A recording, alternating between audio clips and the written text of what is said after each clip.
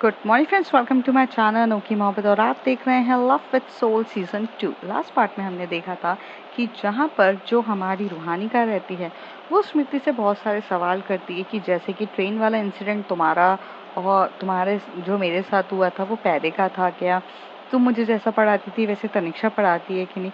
उसमें स्मृति उसको बहुत अच्छे से जवाब देती है। फिर वो अपनी स्टोरी, अपनी लाइफ की स्टोरी को कंटिन्यू करते हुए उसे बताती है कि उसकी लाइफ में आगे क्या हुआ था। तो उसकी जब वो लाइफ की स्टोरी को कंटिन्यू करती है तो उसे बताती है कि 10th का रिज़ल्ट निकलने वाला था और जब रिज़ल्ट निकला था तब मैंने 75% स्कोर करे थे और जो हमारी तनिषा थी उसने 85% स्कोर करे थे। और उसके बाद उसने ये डिसाइड किया था कि वो ट्रैकिंग पे जाएगी, बट उसके डैड उस ट्रैकिंग के लिए मना कर देते हैं। अब उसके आगे ट्रैकिंग के लिए उसके डैड ने उसको मना कर दिया था और इसी वजह से वो गुस्सा होकर चली जाती है। तनिषा अपने रूम पे जाके बैठती है, तभी स्मृति उसके रूम पर आके बोलती कि क्या हो गया, आप इतना गुस्सा क्यों कर रहे हो, वैसे भी आपको तो पता है ना अंकल कभी भी आपको अकेले नहीं छोड़ेंगे। तो कहते कि यही तो प्रॉब्लम है ना, मैं अब छोटी सी बच्ची कहाँ रही हूँ, अगर मैं भी अपनी रिस्पॉन्सिबिलिटी नहीं उठाऊंगी तो फिर आगे कैसे चलेगा। वैसे भी स्मृति अब हम बड़े हो गए हैं, अब हम अपनी रिस्पॉन्सिबिलिटी उठाने के काबिल हैं। 18 साल की लड़की हूँ मैं 12th पास आउट कर चुकी हूँ। अभी अगर मैं अपनी रिस्पॉन्सिबिलिटी नहीं उठाऊंगी तो कभी नहीं उठा सकती। तो भी वो उसे कहती है कि हाँ मैं मानती हूँ, बट ऐसा नहीं चलता है। उनके लिए तो आप अभी भी उनकी ही छोटी सी और प्यारी सी और क्यूट सी बच्ची हो ना। आप भी तो सोचो, मुझे भी तो बाबा अकेले नहीं भेजते हैं। तो कहते हैं कि बाबा तुम्हें अकेले ना भेजे वो समझ में आता है, क्योंकि मैं ही तुम्हें अकेले नहीं भेजूंगी। तुम जिंदगी भर मेरे साथ ही रहोगी और मेरे साथ ही आओगी। तुम अभी उतनी कैपेबल नहीं हो। तो फिर ट्रैकिंग में तो आप मेरे बिना ही जाने की बोल रहे थे ना। ऐसे बोल देती हैं कि तो छोड़कर तो आप मुझे जा ही रहे थे ना, स्मृति ऐसे बोल देती है। तभी वो उसकी तरफ देख के बोलते हैं, आई यू इडियट, मैं अगर ट्रैकिंग पे भी जाऊंगी तो मैं तुम्हें ही लेकर जाऊंगी, अकेले कहाँ बोला था। पर डैड ट्रैकिंग के लिए कभी अलाउ ही नहीं करते। लेकिन तुम्हें पता है ना कि मैं बहुत ज़्यादा ज़िद्दी हूँ, अगर मुझे जो चीज़ चाहिए तो मैं उसे मना ही लूँगी। तो कहती कि पर आप कैसे मनाओगी। तो स्मृति उसी तरफ देखते हुए बोलती है कि पर आप कैसे मनाओगे। तभी वो कहती है कि तू वेट एंड वॉच ना, सब होगा। पापा मेरे को खुद आकर ट्रैकिंग के लिए भेजेंगे और तुम देखती जाओ। तो वो कहती है कि अगर पापा ने मना कर दिया तो, मतलब सूरज अंकल ने मना कर दिया तो वह कहती है कि ऐसा हो ही नहीं सकता, पापा मुझे उदास देख नहीं सकते हैं और ऐसा होगा भी नहीं। तुम बस इतना देखते जाओ कि खुद पापा आकर मुझे बोलेंगे, बट अभी नहीं बोलेंगे, उनको थोड़ा सा टाइम लगेगा और टाइम लगने के बाद वो मुझे बोलेंगे। तो कहती है अच्छा। फिर ऐसा बोल के तनिषा जो रहती है वो अपने पियानो बजाने लग जाती है। जब भी वो स्ट्रेस आउट होती है या जब भी वो कुछ बुरा या कुछ अच्छा फील नहीं करती है तो उसकी आदत थी कि वो पियानो बजाने लग जाती थी। पों पों पों पियानो बजाने लग जाती है। पियानो इतना प्यारा बज रहा था कि वहाँ पर जो स्मृति है सिर्फ पियानो, वहाँ एक दूसरी तरफ बैठ के, जहाँ से वहाँ मतलब एक जो पियानो रहता है उसके थोड़े आगे बैठकर वो उसके अपोजिट बैठती है, मतलब तनिषा के अपोजिट, और वहाँ पे बैठ के उसको बहुत प्यार से देख रही रहती है और बहुत प्यार से देखती रहती है। यहाँ पे जब तनिषा की नज़र ऊपर जाती है तो वो स्मृति को इतने प्यार से देखते हुए उसे बहुत अलग से वाइब्स आती है और बहुत अच्छा लगता है कि यार कोई उसे इतनी प्यार भरी नज़रों से देख रहा है। पर यहाँ पर जब शाम का टाइम होता है, खाना खाने की टेबल पे बुलाया जाता है दोनों बच्चों को।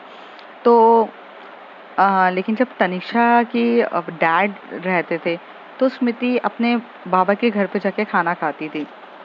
तो वो वहाँ से चुपचाप चली जाती है और तनिषा जो रहती है कि अपने रूम पे लॉक रहती है, वो कह देती है मेट्स को, पापा को कह दो कि मैं खाना नहीं खाऊंगी। पापा जब मेरी नहीं सुनते तो मैं उनकी क्यों सुनूं, पापा को जैसा चाहिए वैसा तो मैं करके देती हूँ ना। उन्हें हाईली परसेंटेज चाहिए, उन्हें मैं पियानो में अच्छी नहीं चाहिए, उन्हें हर चीज़ चाहिए, मैं सब कुछ में 100% हूँ। लेकिन जब मेरे को कुछ चीज़ चाहिए रहता है तो डैड अपनी बातों से पलट जाते हैं और अगर ऐसा ही चलता रहा तो फिर मुझे नहीं चाहिए, ये बोल देती है। तभी उसके जो डैड रहते हैं वो एकदम से बोलते हैं मेट से कि क्यों नहीं आई। तो मेट को वो पूरा रीज़न बता देती है। तभी वो कहते हैं कि तुम्हारी बेटी कुछ ज़्यादा ही ज़िद्दी नहीं होती जा रही है। वो नैना मॉम को कहते हैं। तभी नैना मॉम बोलते हैं कि वो गलत भी तो नहीं है ना, उसने उसने हर एक एक चीज़ करी, सब कुछ किया, बट आप क्या कर रहे हो, आप उसकी कोई भी बात को मान भी नहीं रहे हो और आप इस तरीके से उसको अवॉइड कर रहे हो, ये भी तो गलत है ना। तो कहते हैं कि यार मैं उसकी हर बात को मानने के लिए तैयार हूँ, बस प्रॉब्लम ऐसी है कि यार कि वो अकेले जाएगी तो अच्छा नहीं रहेगा। तो तभी उसकी मम्मी कहती है वो अकेले कभी भी नहीं जाएगी। तो कहते हैं कि अकेले नहीं जाएगी तो किसके साथ जाएगी।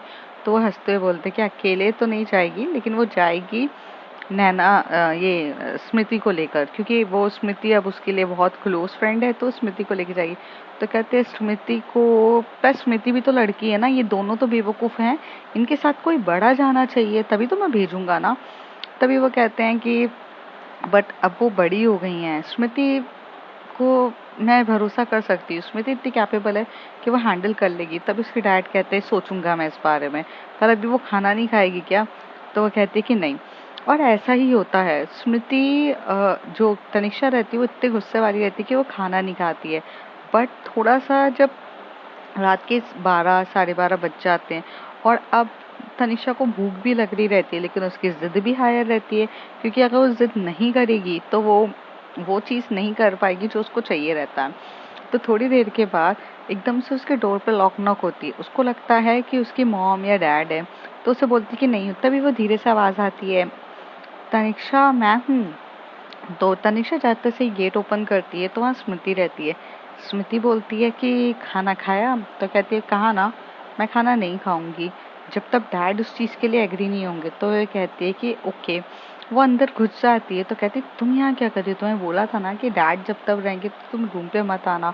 मुझे वैसे कोई प्रॉब्लम नहीं है, लेकिन अगर तो देख लिया किसी ने तो फिर बात का बतंगा भी तो बन सकता है ना। तो कहती है कि हाँ बाबा मैं चली जाऊंगी, मैं यहाँ पे कुछ खाने के लिए लेकर आई हूँ। तो कहती है बट मुझे नहीं खाना है, मुझे मेरे डैड को बताना है। तभी वो उसे एकदम से बिठाकर बोलती हैं कि सुनो, डैड को बताना है तो डैड को बताने के लिए ज़रूरी थोड़ी ना होगा कि आप नहीं खाओ तभी डैड को पता चले। आपसे वैसे दिखाओ ना कि आप नहीं खा रही हो, पर आप खा लो, उन्हें थोड़ी ना पता चलेगा। और वैसे भी ये बाबा ने खाना बनाया है और बाबा इतना बुरा खाना नहीं बनाते हैं, आप खाकर देखोगी। तो कहती है मैंने कब कहा कि बाबा बुरा खाना बनाते, बाबा के हाथ का खाना खाया है मैंने। तो कहती है तो फिर देख लो एक बार। तो ये बोलते हुए वो एकदम से बोलती है कि फिर वो कहते हैं कि मेरे हाथ थोड़े से गंदे हैं। तो स्मृति बोलती है कि मैं खिला देती हूँ। स्मृति अपने हाथों से उसको दाल चावल को मिक्स करती है और उसे बहुत प्यार से खिलाने लग जाती है।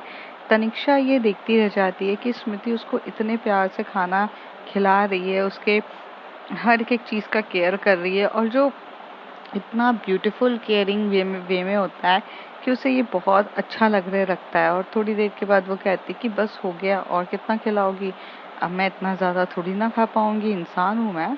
तो कहती है कि पर अभी आप सो जाओ, मैं जाती हूँ। तो कहती है अब आई हो तो यहीं पे सो जाओ। तो कहती है कि नहीं, किसी ने देख लिया ना बहुत प्रॉब्लम हो जाएगी। तो कहती है कि सुबह उठ के चली जाना। तो कहती है कि नहीं, मुझे रुकने में कोई प्रॉब्लम नहीं है, बट वो सुबह सुबह इतनी जल्दी उठेंगे नहीं और फिर प्रॉब्लम हो जाएगी। तो वो कहती है कि कुछ प्रॉब्लम नहीं होगी, बातों में घुस जाएंगे। तो कहती है कि नहीं, रिस्क नहीं लेना, पापा है ना अभी, इसलिए। तो पहले तनिषा बहुत बोलती है, बट स्मृति उसको ना ही बोलती है।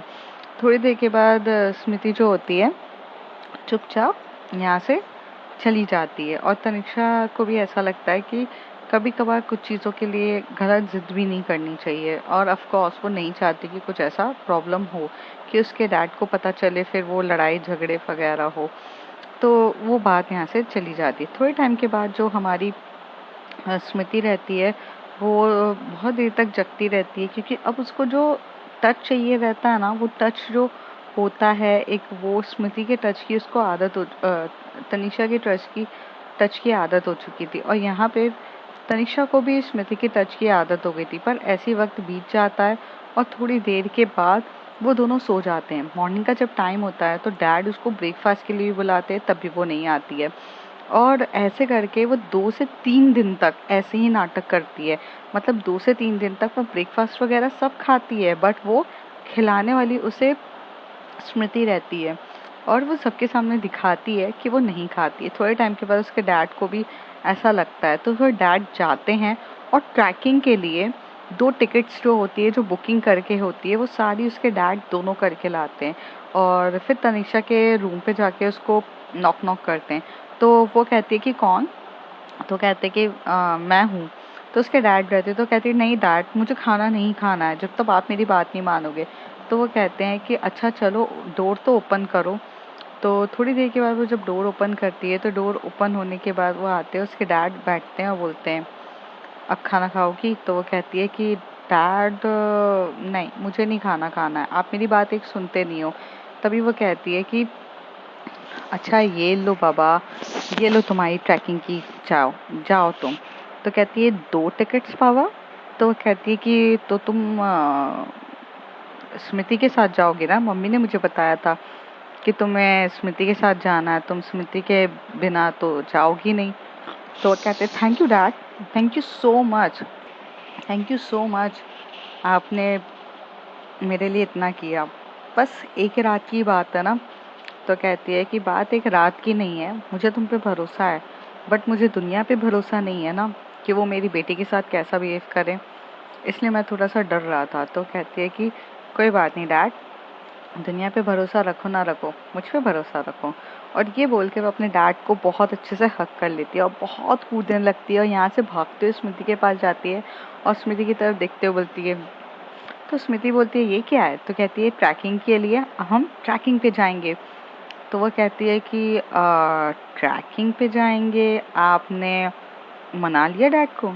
तो कहती है हाँ, मैंने तो कहा था ना डैड मान जाएंगे, ऐसा हो ही नहीं सकता कि डैड ना माने, और वैसे भी मैं किसी चीज़ के पीछे पड़ूं तो वो चीज़ हो ही जाती है। तनिषा अपने फुल ऑफ एटीट्यूड में कहती है। थोड़ी देर के बाद वो लोग यहाँ से ना सबसे पहले ना अपनी साइकिल में बैठ के ना थोड़ी देर बाहर चले जाते हैं, क्योंकि ट्रैकिंग के लिए जो शूज़ चाहिए रहते हैं वो नॉर्मल शूज़ नहीं रहते, और नैना मॉम ने पैसे दिए रहते हैं उनको कि जाओ ट्रैकिंग के लिए ट्रैकिंग शूज़ लेकर आओ, क्योंकि ट्रैकिंग शूज़ एक अलग होते हैं और नॉर्मल शूज़ अलग होते हैं। वो लोग यहाँ से जाते हैं, शॉप में जाके ट्रैकिंग शूज़ लेकर आते हैं और उसके बाद वो काफ़ी ज़्यादा तैयार हो जाते हैं जाने के लिए। वहाँ से ड्राइवर भैया जो रहते हैं ट्रैकिंग के लिए जो पूरा जहाँ एरिया रहता है वहाँ पर जाकर उनको छोड़ देते हैं।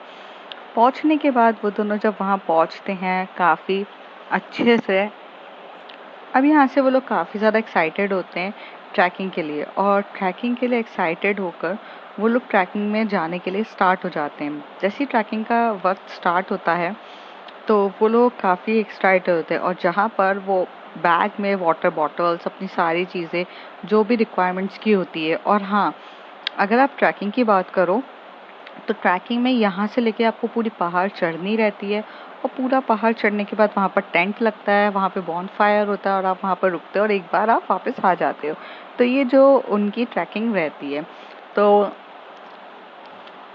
जब ये ट्रैकिंग की बात चल रही रहती है तो स्मृति को ट्रैकिंग के बारे में कुछ आइडिया नहीं था। स्मृति के लिए उसकी पूरी दुनिया तनिषा ही थी। तनिषा उसे कैसे बोलेगी, तनिषा उसे क्या बताएगी, तनिषा उसे जो बोलेगी वही हमारी स्मृति करती थी। तो तनिषा उसे बोलती है कि सुनो, ये सब चीज़ें अपने सर, ये इधर रख लो, वो रख लो, ऐसे करती है। तो उस बैग में ये सामान रखती है, लेकिन एक बार भी वो उठ के कभी ये पूछती नहीं है उससे कि ये सारी चीज़ें हम क्यों रख रहे हैं। क्योंकि उसे कहीं ना कहीं तनिषा से डर भी लगता था कि अगर तनिषा ने उसे डांट दिया या कुछ कह दिया तो क्या होगा, लेकिन फिर भी वो सामान रखती है। तभी तनिषा उसे बोलती है स्मृति, तो कहती है कि हाँ। तो कहती है कि तुम मुझसे पूछ क्यों नहीं रही हो कि ये सारा सामान मैं तुमसे क्यों रखवा रही हूँ। तभी वो बहुत प्यार से मासूम तरीके से बोलती है इसका कोई ना कोई तो यूज़ होगा ना, तभी तो आप रखवा रही हो।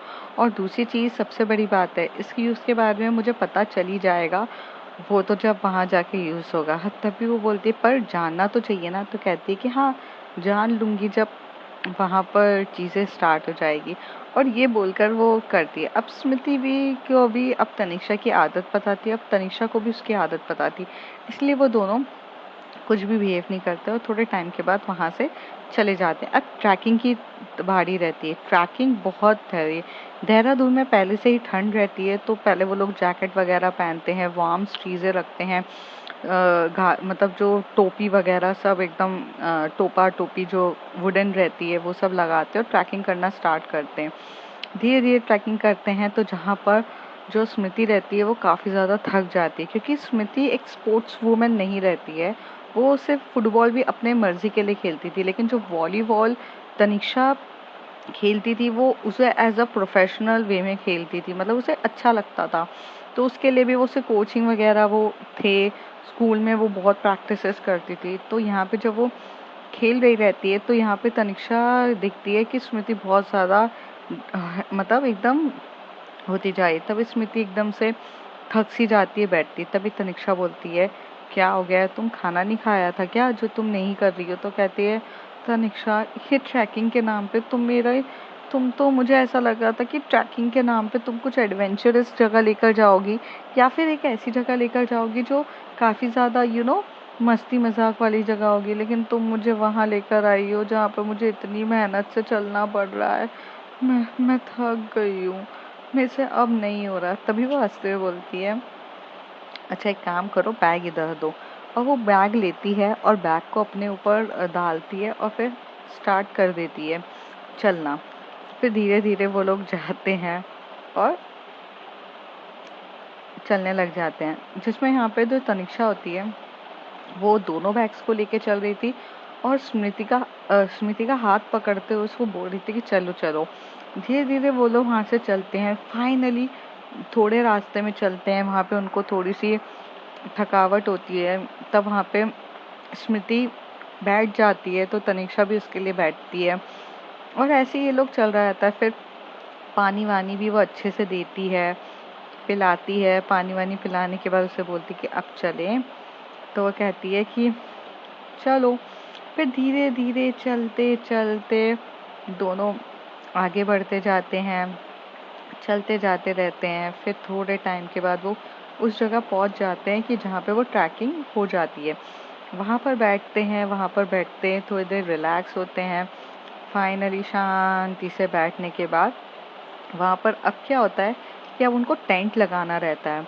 तो वो अब धीरे धीरे वहाँ पर बैठ के सब लोग टेंट लगा रहे रहते हैं, अच्छे से टेंट पकड़ते हैं और टेंट लगाने लगते हैं। टेंट फिक्स कर रहे रहते हैं और जैसे ही टेंट लग जाता है, क्योंकि टेंट लगाना इन दोनों को नहीं आता था, इन लोगों को बाकी लोगों से ज़्यादा टाइम लगता है, क्योंकि वो टेंट की देखते हैं कि किस तरीके से टेंट बन रहा है। और वो टेंट लगाने के बाद जब वो पूरे टेंट लग जाते हैं उसके बाद फाइनली बैठते हैं। थोड़ी देर तक दोनों थक जाते हैं तो ऐसे ही बैठ जाते हैं और फिर उसके बाद वहाँ का जो इंस्ट्रक्टर गाइड वाला होता है वो इन लोगों को बोलता है कि चलो चलो बाहर आते हैं। बाहर जैसे ही आते हैं तो वहाँ पे दो डिपार्टमेंट्स रहते हैं। एक होता है कि जहाँ पे फूड डिपार्टमेंट होता है, कि जहाँ पर ट्रैकिंग के लिए एक एक पूरा डिपार्टमेंट खाना बना रहा रहता है, और जो दूसरा डिपार्टमेंट है वो मस्ती मजाक ये सब कर रहा रहता है। तो थोड़े टाइम के बाद जो ट्रैकिंग चल रही रहती है तो यहाँ पर ये उसे बोलती है कि खाना मैं बनाती हूँ, आप कर लो। तो वो कहती है कि नहीं नहीं, दोनों छोड़ो। तो फिर वहाँ से मतलब कुछ लोगों से पूछा भी जाता है कि किसको खाना बनाना आता है, बट वहाँ पे इन दोनों को तो उसमें से इसको तो आता भी नहीं था ना खाना बनाना। तो ऐसा होता है। फिर गेम स्टार्ट हो जाता है, जहाँ पे एक बॉन फायर रहती है और बॉन फायर के वहाँ पर अब गेम स्टार्ट हो चुका रहता है और सब ऐसे चल रहे थे। तभी वहाँ पर इंटरेस्टिंग बनाने के लिए एक म्यूजिकल चेयर्स रहती है, वहाँ पर रखा जाता था। तो उस म्यूजिकल चेयर में जो जीतेगा वो करेगा। तो यहाँ पर जो क्या होता है, म्यूजिकल चेयर रहती है कि जहाँ पे मतलब 5 चेयर्स ऐसे चेयर्स रखी जाती है और चेयर्स रखने के बाद जो जीतता है वो होता है। तो ऐसे ही खेल रहे रहते हैं। तो यहाँ पर कभी कोई और टीम का जीतता है, तनिष्का भी नहीं जीतती है, स्मृति भी नहीं जीतती है और ऐसे ही होता है। फिर वहाँ पर बैठे बैठे एक बंदा रहता है कि वो गिटार लेकर आता है और सब धीरे धीरे थोड़ा ना थोड़ा गाना गाने लग जाते हैं। तो माहौल एक अच्छा लगता है। तभी तनिष्का एकदम से स्मृति से बोलती है, तुम्हें अच्छा लग रहा है? तो वो कहती है कि मुझे बहुत अच्छा लग रहा है, मैंने ये लाइफ कभी भी नहीं जी है। तो कहती है कि मैंने भी, मतलब मैंने ये सारी इस लाइफ के बारे में अपने दोस्तों से सुना था, जाना था, बट उन्होंने मुझे कहा था कि कभी ट्रैकिंग पे जाना ज़रूर, बहुत मज़ा आता है। तो देखो ना, बॉन फायर्स हैं, इतने सारे अजनबी लोग हैं जिनसे हम मिल रहे हैं, इंटरेक्ट कर रहे हैं, तो ये भी एक अच्छी है। तभी वहाँ पर जो गाइड वाला रहता है कहता है कि तनिक्षा तुम गाना गाओ। तो कहती है कि मुझे गाना गाना नहीं आता है। तो वो कहती है कि उसकी तरफ देख के बोलती है कि आपको क्या आता है। तो कहती है मुझे पियानो बजाना आता है। तो और पियानो तो है नहीं यहाँ पर, तो मैं बजा भी नहीं सकती। तो फिर उसके बाजू में बोलते हैं कि मैम आपको क्या आता है। तो तभी तनिषा बोलती है हाँ ऐसे गाना गाना आता है, ये गाना गाती है, गाना गुनगुनाती रहती है ऑल टाइम, बट हाँ ये गाएगी गाना। तभी स्मृति बोलती है बट मुझे गाना गाना नहीं आता है तनिषा। तो कहती है कि सब आता है, तुम गाओ चुपचाप, थोड़ा बहुत एक्सप्लोर करो, यहाँ पे भी कोई तुम्हें जज नहीं करने वाला है। तभी वहाँ पे सब लोग के बोलते हैं कि हाँ ये कोई इंडियन, यहाँ पर कोई थोड़ी ना तुम्हें जज करेगा, यहाँ तो तुम थोड़ी ना कोई सिंगर बैठी हो, अरे तुम गा दो जितना होता है। पर बहुत टाइम तक ऐसे ना बोलने के बाद फाइनली वो गाना गाती है। और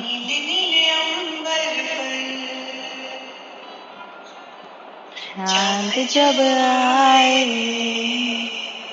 प्यार बरसाए,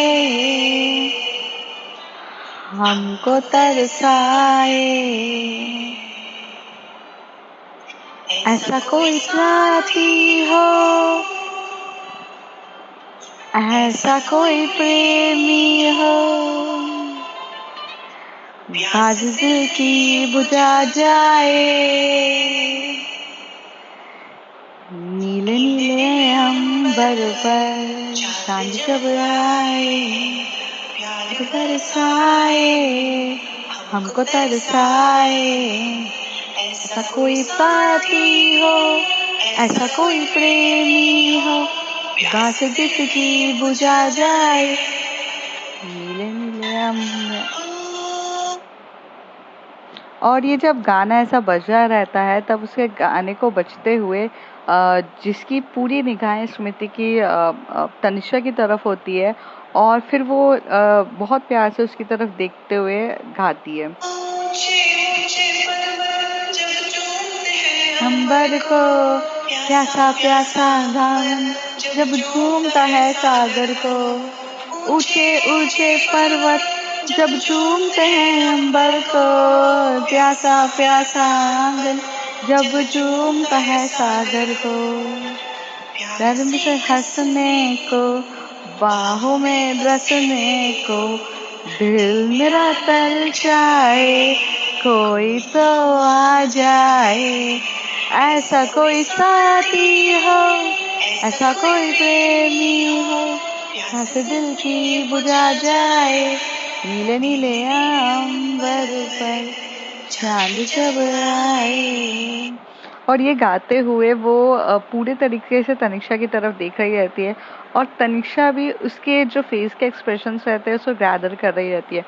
थोड़े टाइम के बाद जब ये गाना खत्म होता है, बॉन फायर सब कुछ खत्म होती है और तब लोग वो उसे बोलते हैं कि चलो चलो खाना खाते हैं। तो वहाँ से उठ के जाती है। तब इन दोनों के बीच में ना एक साइलेंस रहती है, ऑकवर्डनेस होती है कि वो दोनों एक दूसरे से कुछ भी नहीं कहते हैं और चुपचाप वहाँ से उठते हैं और थोड़ा उठकर जाने लग जाते हैं और जाकर आगे की तरफ बढ़ते हैं। और जैसे ही वो थोड़ी तरफ बढ़ते हैं और बढ़ने के बाद उसकी तरफ देखते हैं और देखकर क्या बोलते हैं कि क्या हुआ, और वो कुछ भी नहीं बोलती है, बस उसी तरफ देख रही रहती है। और वहाँ पे ये लोग खाना खाते हैं, मीन्स लाइक ये दोनों ईट करते हैं थोड़ा सा जो भी वहाँ पे खाने का रहता है वो सब खाना खाने के बाद जो हमारी सब लोग चिल्लाते रहते हैं। अब वो जो वहाँ के गाइड रहते हैं वो गाइड करते कि अब कोई भी कहीं नहीं जाएगा, सब अपने टेंट में जाकर रहो। तो टेंट में जब जाने वाली बात रहती है तो तनिषा एकदम से हाथ पकड़ती है, उसको खींचती है स्मृति को और टेंट के वहाँ से उसको धीरे धीरे छुपाते हुए एक थोड़ी से कोने में लेके जाती है जहाँ बहुत प्यारी सी ठंडी ठंडी हवाएं चल रही रहती है, तेजी सा एटमॉस्फेयर हो रहा रहता है और बहुत क्यूट सी जगह रहती है और पहाड़ी एरिया रहता है। वहाँ पे बैठते हैं और वो उसकी तरफ देख के बोलती है कि तभी स्मृति कहती है कि हम यहाँ पर क्यों आए हैं। तो कहती है कि तुम्हें प्रॉब्लम है क्या। तो कहती है कि नहीं नहीं, वो गाइड मतलब जो हमारे गाइड हैं वो हमें बोल रहे थे ना कि हमें अंदर जाकर बैठना चाहिए। तो कहती है वो तो कुछ भी बोलते हैं, हम क्या सुनेंगे। और वैसे भी स्मृति लाइफ में ना थोड़ा सा एडवेंचरस होना चाहिए वरना लाइफ बहुत बोरिंग हो जाएगी। तो कहती है बट हम यहाँ, तो कहती है यहाँ देखो ना कितना प्यारा एटमॉस्फेयर है, यहाँ से नीचे देखो पूरा देहरादून दिख रहा है, इससे ज़्यादा और क्या चाहिए तुम्हें। और ऐसे बैठ के दोनों पैर हिलाते हुए करते हैं। थोड़ी देर में दोनों यहाँ पे जो स्मृति रहती है उसे ठंड लग रही रहती है, क्योंकि उसने बहुत लाइट जैकेट पहनी रहती है, क्योंकि वो फायर के वहाँ पर बैठी थी तो उसने बहुत लाइट जैकेट पहनी रहती है। थोड़ी देर में जो उसको पकड़ती है और तनिष्का उसी तरफ अपने पास करती है और उसे हक करती है, और उसकी तरफ देखते ही देखते दोनों एक दूसरे की आंखों में करीब बहुत देर तक हो जाते हैं। और जिसमें जो स्मृति रहती है वो तनिष्का के मतलब बहुत करीब थी और उसकी सांसों को फील कर पा रही थी। और यहाँ पे तनिष्का 1 मिनट में उसके दोनों हाथों से उसके गालों को पकड़ती है और बहुत पैशनेट तरीके से उसको लिप किस कर रही रहती है। ये लिप किस बाकी लिप किसों से बहुत डिफरेंस थी। यहाँ पर दोनों एक दूसरे को पागलों की तरह किस कर रहे थे, और ये किस पहली बार उनकी ऐसी किस होती है जो 5 मिनट्स तक डीपली किस चल रही रहती है। थोड़ी देर होने के बाद वो दोनों एकदम से दूर होते हैं। तभी स्मृति उससे पूछती है, तनिष्का ये क्या था। तो तनिष्का बोलती है पता नहीं। तो कहती है बट तुम सबको ऐसे किस करती हो क्या। तो कहती पागल हो क्या, मैं क्यों किस करती बैठूंगी किसी को भी। मुझे नहीं पता, बट जब भी तुम मेरे सामने होती हो मेरे साथ ये हो जाता है। तुम्हें अच्छा नहीं लगता है क्या। तुम्हें कोई प्रॉब्लम है तो तुम मुझे बता सकती हो, मैं अगली बार से नहीं करूँगी। तभी वो कहती है नहीं नहीं ऐसा तो नहीं है, बट ये कैसी फीलिंग्स है। तो कहती है नहीं पता मुझे, और तुम अपना ज़्यादा दिमाग मत लगाओ, वैसे भी नहीं है तुम्हारे पास। और ये बोलकर वो सिर्फ बोलती है आओ मेरे पास, तुम्हें ठंड लग रही है ना। और ऐसे कह के उसे सिर्फ हक करती है। थोड़ी देर तक वहाँ पर बैठने हुए यहाँ पे स्मृति जब उसे हक पे रहती है वो सोच ही रहती है कि ये क्या है। और वहाँ पर तनिष्का सोती, थोड़ी देर के बाद ये लोग टेंट में चले जाते हैं और वहाँ पर सो जाते हैं। तो फ्रेंड्स आगे देखेंगे होता है क्या। If you like my story, like share and subscribe.